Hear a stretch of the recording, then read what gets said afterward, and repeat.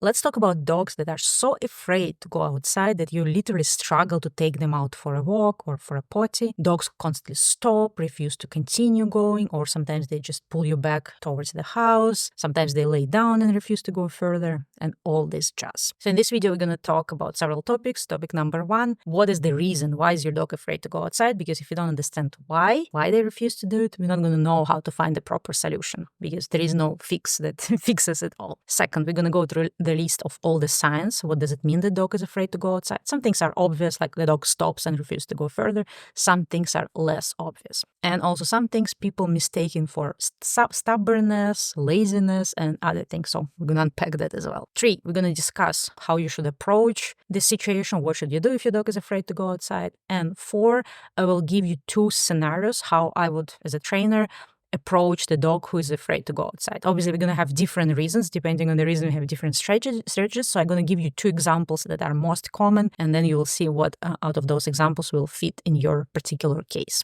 Okay, let's start with the reasons. It is crucial to understand what is it about your dog and your particular situation that the dog is refusing to go outside or they're so fearful. Because unless you understand those underlying reasons, you can't just use like any random advice from internet. And if somebody gives you any advice without even trying to understand what's going on with your dog, that's most probably going to be a very bad advice, to say, like, just useless advice, to say the least, or actually very harmful advice, to say the worst. The number 1 reason that we have to rule out is any underlying health issues. So if your dog was fine, everything was perfect, and then one day your dog started stalling, stopping, laying down, refusing to go further, you always have to assume that there is something going on with their health.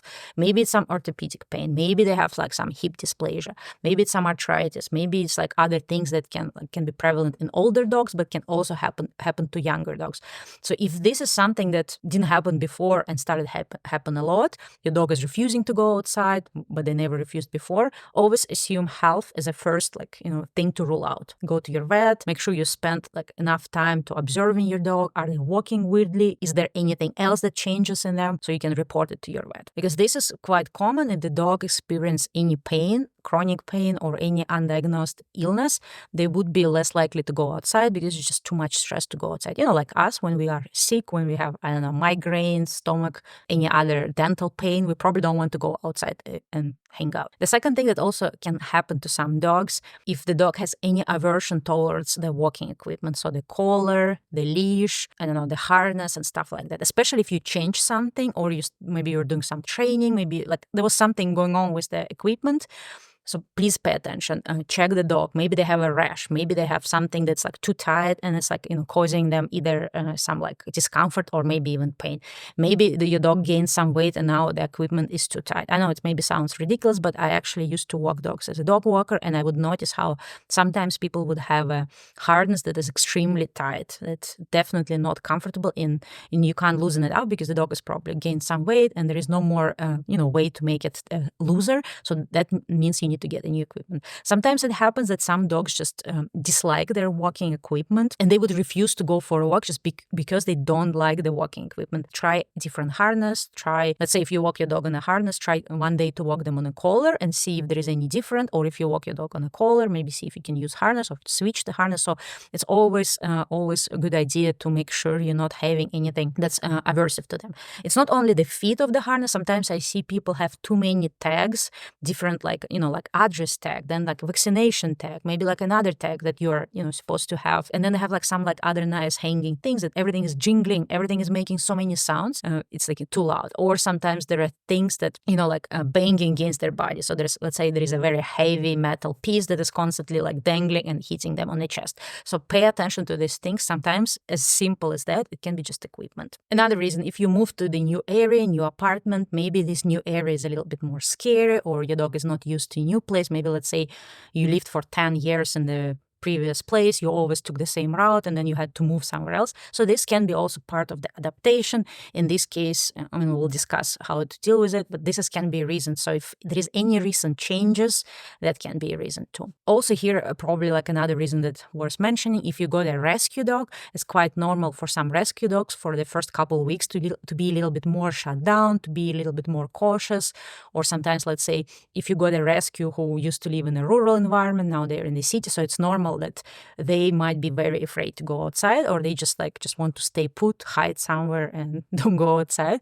So this is normal part of their adaptation. But of course, if you have a rescue and it's already second month and they're still refusing to go outside, then obviously it's time to do something about it. Other reasons that your dog might be afraid to go outside, if your dog has some phobias. There are two things that are quite common. First is noise phobia. So if your dog developed some very severe aversion towards loud sounds, maybe everything scares them. And usually those dogs, you drop a key and the dog gets startled. You drop a backpack to the floor and the dog is shattering. So if your dog is afraid of loud noises, so there is a big chance that going outside is just too much stimulation for them. It's just too stressful. In this case, you definitely need to deal with the noise phobia as an issue to help the dog to be comfortable outside. So it's not only what you do outside, but what you actually do to the general health of the dog. Another issue is the neophobia. So some dogs, they're extremely afraid of new things. They're afraid of new objects. And you probably recognize it if you bring a box in the house, the dog is startled. Or, I don't know, you bought a new backpack, you bring it in, the dog is running away and hiding under the couch. So if you know that your dog is afraid of new things, so definitely it's too stressful and too scary for them to go outside. And in order to help them to be happy-go-lucky outside, obviously you can't fix the neophobia. They might still be very wary of new objects, but you want to help them to be more curious about new things versus scared of new things. You want to teach them that not everything new is scary. Another thing that why dogs might be afraid to go outside if they had any bad experience. And bad experience can be anything. Maybe they got in a fight with another dog. Maybe other dog attacked them. So it's quite normal for them to be now afraid to go outside. Maybe something scary happened. Let's say you took your dog for a walk and somebody blew the fireworks, or some, I don't know, scary truck made a scary noise that usually doesn't happen very often, or the dog never heard anything, or it was too close. So the dog might got so scared of it. So they're nope, not going outside, not doing this, please no. Sometimes it's bad experience in terms of, I don't know, maybe some people scare the dog, especially if the dog is very socially shy. Sometimes it can actually happen if you do certain types of training that involves you punishing or correcting the dog, tugging on the leash, correcting with them with the leash, using some aversive equipment. So if you use some prong collar, choke collars, choke chains, electric shock collars. So if you use that stuff for the training, and you might say oh yeah, I was using this, everything was fine. Sometimes the aversion can build up. So everything was fine for, I don't know, a month or two. And then on the month number 3, the dog is I'm done with it. I know when I go outside, you're going to put a prong collar on me. I just don't want to do it. So this can happen too. So any bad experience, and unfortunately, it's very sometimes hard to figure out what type of bad experience led to this, because sometimes things build over time. But this can happen too. And if you can notice it in a moment, if you can figure out, was it after the dog fight? Was it when they were attacked in a dog park? Or was it when they heard some scary sound? It's a little bit easy to work because we can figure out the training plan to help the dog get used to things that were scary for them. And last but not least, and this problem I see very often among dogs who are 1 year old or a little bit less, a little bit more, when the dog didn't get a proper socialization during the puppyhood. Let's say they were never taken outside, they didn't go to busy streets, they didn't go to busy places, maybe people didn't even take the dog for a walk when they were still a young puppy. The dog doesn't have enough experience with the outside world, and they just get extremely terrified because it's something new, it's something unusual, something they're not used to, and they're just so afraid. Because you have to understand that most breeders, they try to get rid of puppies when puppies are around 8-9 weeks. That's a normal time to get a puppy from a breeder. If it's a respectful breeder, if it's a very, ethical breeder, they usually do the job themselves. They would try to socialize puppies to other people, other dogs, maybe, get them used to loud sounds, different noises, different objects. So they do lots of things, to get puppy used to, prepare them for the outside world. But if somebody who doesn't care about dogs, doesn't care about puppies, they just breed animals for money. Most of the time, as I already said it many times, they keep dogs in the cages. The dogs never leave the house. Nobody plays or interacts. Nobody takes those dogs for a walk. And usually what happens, the dog will try to sell those puppies on some Craigslist or some online ads, which is never a good idea to get a dog. And some dogs would sell quick, and there will be always 1 or 2 or 3 puppies that would not sell quick. And sometimes they would stay with this person until the puppy is 5, 6, sometimes even 7 months. So this puppy, because they missed all the opportunities to be introduced to the proper world, more likely will be very afraid, to go outside because they just never been there. It's like a child who grew up in a forest without interaction with other humans. When they go and have to be in a big city, they just get very stressed because it's just too much stimulation, too much noises, too many new like sounds, smells, visuals, and stuff like this. You can still work with these dogs, but sometimes these dogs, unfortunately, will always be very fearful. Yeah, you can work with them to a certain extent, but if you miss that, early socialization, sometimes it's hard to do major change. Obviously, it also depends on the temperament of particular puppies. Some puppies are more curious, more they're more interested to explore things, and some dogs, they're just in general very shy and fearful, and if they're also not socialized, that just creates a very dangerous scenario.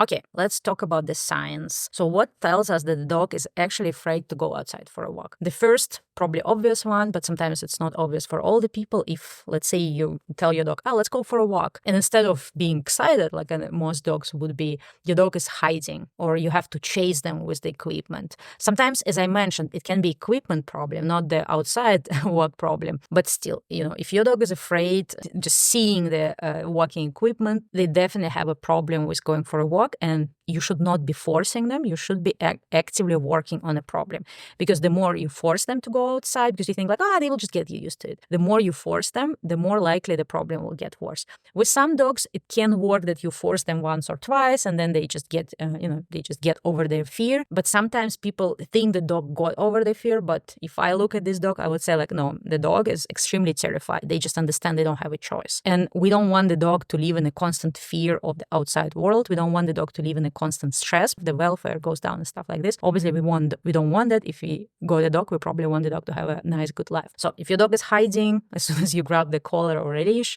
that's a good sign that something is going on. Second, if the dog is like stalling, so you like open the door, you try to go for a walk, and they like very slowly walking, or they like, stopping and standing in front of the door. That's a good sign that something is going on. They're afraid of something. They're not comfortable. They're very stressed. Sometimes people feel like, if my dog stops on a walk, they're just stubborn. I even remember one time I was walking dog who was extremely fearful to go outside, and I was like slowly teaching the dog to be comfortable on a walk. And at some point, the dog saw something that scared them, and the dog like stopped, and I couldn't, I actually could physically move the dog because the dog was super tiny, but I'm not going to force it because it defeats the purpose. So I was just standing there waiting to see what the dog will do. And the person who passed by said like, your dog is so spoiled. My sister's dog is the same. They're so spoiled. They're constantly stopping. They're refusing to go. Such like spoiled brats. And I felt so sad because it has nothing to do with being spoiled. You have to understand that most dogs, they're trapped inside the house for most of the day, probably for at least 22 hours, they're trapped inside the house. Of course, they want to go outside. For most dogs, it's actually very natural to go outside, explore, sniff, go for a walk, like explore their area. So it's not normal for dogs to just sit at home and don't want to go outside. When they don't want to go outside, they either don't want to do it because of the physical reasons, because it's painful to walk, or of mental reasons. They're too afraid. They're just not comfortable being inside. So never ever, if your dog stops and refuses to go, think that your dog is like stubborn or like, spoiled or something like this. The same goes like some dogs that would actually lay down and refuse to go further. I mean, okay, there is an exception. Sometimes it can happen when you try to go home and your dog is trying to stay outside, but that's a different story. We're talking about dogs who are fearful to be outside. So if you know that your dog is in general fearful to be outside, any stalling, stopping, laying down, we call it pancaking, when they pancake on the ground and you can't even move them, should be a sign of pain or fear or like other type of stress. Other signs can be that the dog pulls towards the house, or something happens, they get scared and they start running towards the house. Some dogs actually just randomly run. You probably heard about fight, flight, response. So some dogs, they literally choose flight as the response to any stress, to any fearful, scary situation. So something happens and they just run. And usually you can see them running, or you can see them that just pulling on the leash harder. So like, let's say you take your dog for a walk, everything was fine, nothing happened, and out of the blue, your dog started like pulling really hard in one direction. It's not that they're pulling towards another dog or towards a tree or towards something. They're just pulling God knows where. This is usually a sign that they're afraid, they're fearful, they're scared. Other things, if you notice that your dog has a tucked tail, if it's not part of the breed, but normally your dog has a tail. Let's use my dog. Let's say I know that my dog usually have like a very loose, happy-go-lucky tail. Some dogs might have even like tail going up. And then you see them at some point, the tail goes between their legs. either it's just like very like looking down, or sometimes they even tuck it between the legs. So the tail is a very good sign that your dog energy changes. By energy, I mean like their emotional state. So you have to ask yourself, like, what happened right now? Did we walk into the new street? Is it a particular street that scares them? Maybe we're in a quiet street, now we're in a loud street. Because sometimes the dog might not be afraid of everything, but they might be afraid of certain parts of the walk, and you don't pay attention to that. You like drag them to where they're actually afraid to be. So the dog learns like, okay, every time we go for a walk, he's going to drag me to this scary street. I might not go for a walk at all. So always pay attention to tail. Technically, you know me, I like to talk about dogs' body language. Technically, you also need to look at their ears. Sometimes if the ears are pinned down or pinned back, like something that is not natural. So we'd see when the dog is happy-go-lucky, the ears are just like kind of like relaxed. The face muscles are relaxed, but when they get scared, something happens to the ears. Sometimes the face muscle gets super tight around the mouth. Sometimes they even start painting, like, and you understand like it's very like cool weather. It's not hot. The tongue is not out, so the tongue is inside, and they just heart rate goes up because they're stressed. They like they're having like a panic mode, so their heart goes up and they start like painting because they need to cool themselves down. Some dogs they would usually cover, so like when they're standing, they're like normal long body, and when they cover, they almost make themselves smaller. This is also a sign of them responding to something scary in the environment. And of course, if your dog is shaking when they're outside, some people are like, oh, my dog is probably cold. Okay, put a like if it's like some dog like, I don't know, Italian Greyhound or a Whippet, like some dogs that have like little fat and not much hair, almost no hair. Yeah, some of the dogs can get more cold, but okay, you put a sweater on, you put something warm on. If they're still trembling, you have to be realistic. Are they really trembling because they're cold? Or what happens a lot, dogs often tremble and shake when they're extremely terrified. So you have to really understand your dog. Okay, let's recap. If your dog is doing constant stalling, they stop, refuse to go further, they lay down, refuse to go, any way. They start running towards home or pulling towards home or just pulling in a random direction out of the blue. If they're painting and it's not a hot day, if they're shaking, if their tail is tucked, if the ears are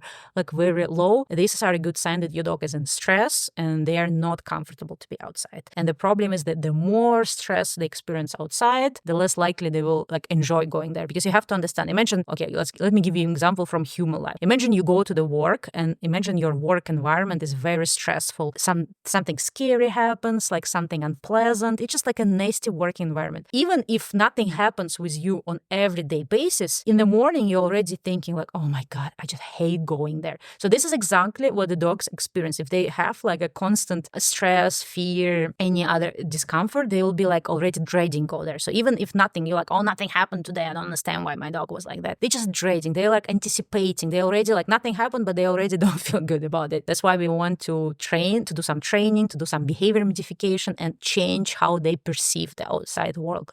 We want to change how they think of walks. So it's time to talk about solutions. Actually, check part 2 for the solutions. I will publish part 2 as a separate video. You can find it on my channel. The link will be in the description.